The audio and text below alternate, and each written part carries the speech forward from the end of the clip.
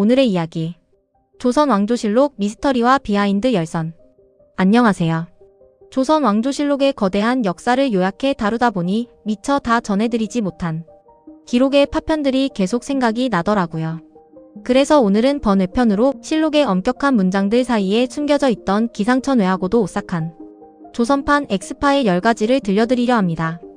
때로는 현대 과학조차 고개를 가로젓게 만드는 미스터리부터 왕들의 인간적인 고뇌가 묻어나는 뒷이야기까지. 지금부터 여러분을 조선의 가장 깊숙한 비밀 창고로 안내하겠습니다.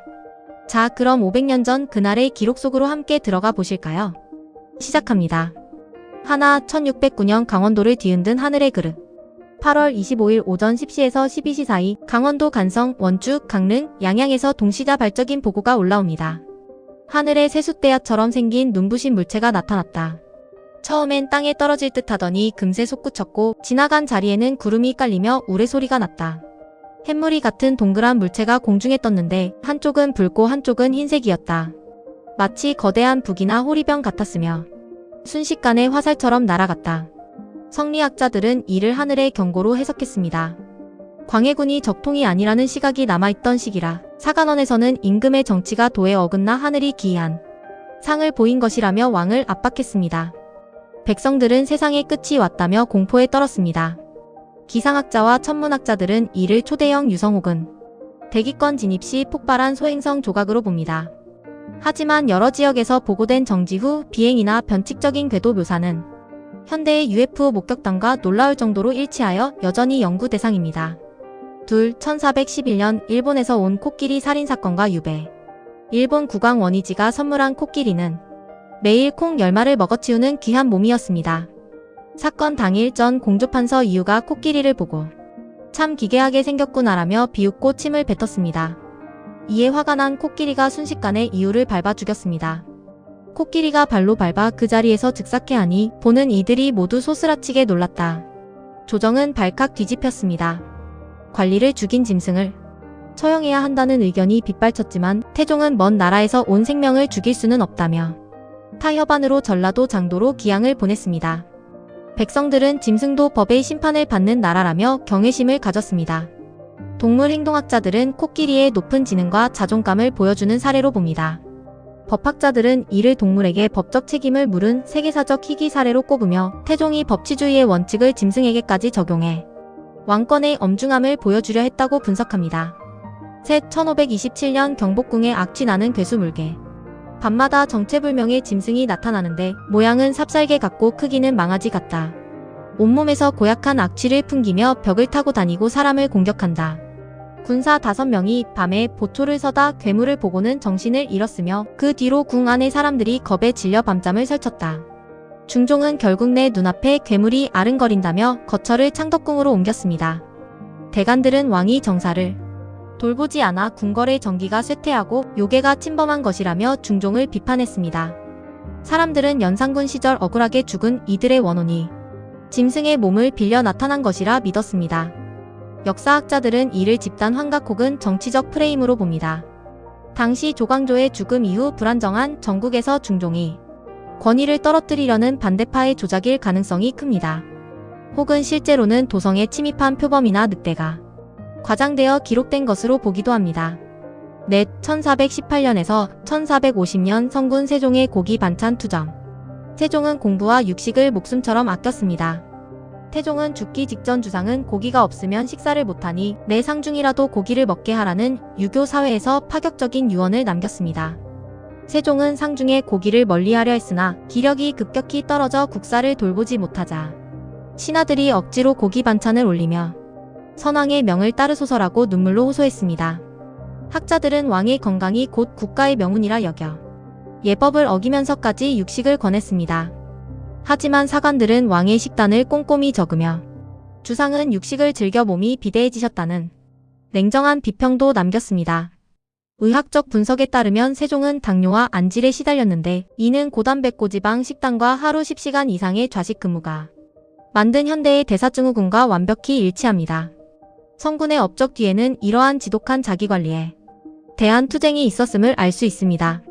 섯, 조카 단종을 폐위시킨 세조는 온몸에 고름이 짜이지 않는 종기가 돋았습니다. 꿈에 단종의 모친인 현덕왕후가 나타나 내 놈이 내 아들을 죽였구나 하며 침을 뱉었다. 잠에서 깨어보니 침이 닿은 자리에 흉측한 종기가 돋아 전신으로 퍼졌다. 세조는 이를 씻기 위해 전국의 약수를 찾아다니며 고통 속에 살았습니다. 백성들 사이에서는 단종의 원혼이 왕을 죽이고 있다는 소문이 자자했습니다. 유학자들은 이를 부도덕한 왕이 찬탈해 대한 하늘의 벌로 보았으며 세조 스스로도 불교의 기이에 속죄하려 했던 배경이 되었습니다. 피부과 전문의들은 세조의 병을 결절성 양진 혹은 극심한 스트레스로 인한 자가면역 질환으로 분석합니다. 살인에 대한 죄책감과 반정의 불안감이 뇌를 자극해 신체적 자학 증상으로 나타난 심신의학적 사례입니다. 1764년 83세 박경빈의 환갑진한 과거 급제. 조선 역사상 최고령 합격자 박경빈. 영조는 그를 대궐로 불러 직접 축하했습니다. 너의 나이가 내 나이와 같으니 정말 기쁘구나. 평생 붓을 놓지 않은 그 정성이 하늘을 감동시켰다. 영조는 그에게 홍패와 함께 쌀과 고기를 하사하고 잔치를 열어주었습니다. 선비들 사이에서 박경빈도 했는데 우리가 포기해서야 되겠나라는 열풍이 불었습니다. 80대 노인이 관직에 나가는 것은 가문의 영광을 넘어 국가가 학문을 숭상한다는 최고의 증거로 추앙받았습니다. 교육심리학자들은 이를 조선의 평생 교육 시스템의 정수로 봅니다. 과거제가 단순한 임용시험을 넘어 노년층에게도 사회적 성취와 존엄성을 유지하게 해주는 강력한 동기부여 장치였음을 증명합니다. 1674년에서 1720년 밤의 제왕 숙종의 자맹소동. 숙종은 평복을 잊고 몰래 대궐을 빠져나가 장안의 민심을 살피는 자맹을 즐겼습니다. 한밤중 남산 아래 가난한 선비의 집에서 들리는 책 읽는 소리를 듣고 들어가 함께 술을 마시며 고민을 들어주었습니다. 다음날 조정에서 그 선비의 이름을 부르며 관직을 내리자 신하들은 왕이 언제 나갔는지 몰라 경악했습니다. 신하들은 왕이 아니가 위험하다며 상소를 올렸지만 숙종은 내가 직접 듣지 않으면 너희가 속이지 않느냐며 일갈했습니다. 백성들은 우리 왕은 밤마다 우리 곁에 온다며 숙종을 영웅처럼 여겼습니다. 정치학자들은 이를 숙종 특유의 현장 경영과 신료 길들이기 전략으로 봅니다. 정보의 독점을 막고 관료 조직을 긴장시키기 위해 비공식적인 정보원을 직접 확보하려 했던 영리한 통치술이었습니다. 1418년에서 1450년 억울함을 씻는 법의학 무언록. 세종은 사람의 목숨은 하늘에 달려있으니 한 사람이라도 억울한 죽음이 있어서는 안 된다며 법의학서인 무언록을 보급했습니다.